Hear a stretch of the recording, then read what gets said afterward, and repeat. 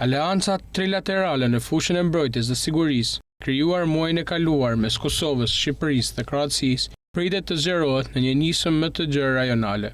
Ministri i Mbrojtjes së Kosovës, Eyüp Maqedonci, ka deklaruar se shumë shpejt kjo marrëveshje do të ketë antarin e saj të katërt, duke sinjalizuar një hap të ri në bashkëpunimin ushtarak në Ballkanin Perëndimor. Gjatë një interviste në kuadër të forumit diplomatik të mbajtur në Antalya të Turqisë, Maqedonci bëri të ditur se Bullgaria, një shtet antar i NATO-s, ka shprehur gatishmërinë për të bashkuar zyrtarisht kësaj marrëveshje.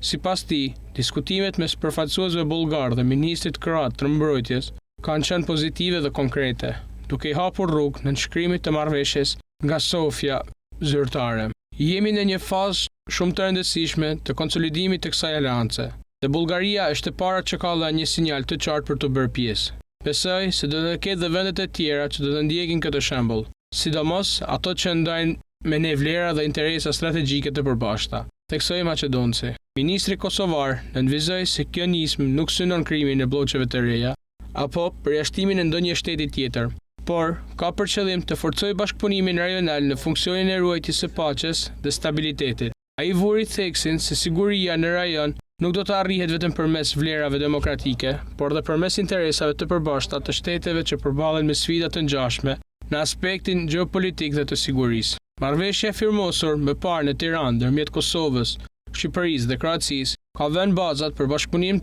të thelluar në fusha të tjera si stërvitjet e përbashkëta ushtarake, shkëmbimin e informacionit dhe veprimin operativ dhe ndihma në raste emergjencash apo kërcenimesh të përbashkëta. Zgjerimi i kësaj aleance përbën një zhvillim domethënës në arkitekturën e sigurisë në rajon, në një kohë kur Evropa juglindore përballet me sfida të reja nga të cilët ndërkombëtare dhe rritja e ndikimit të aktorëve të huaj.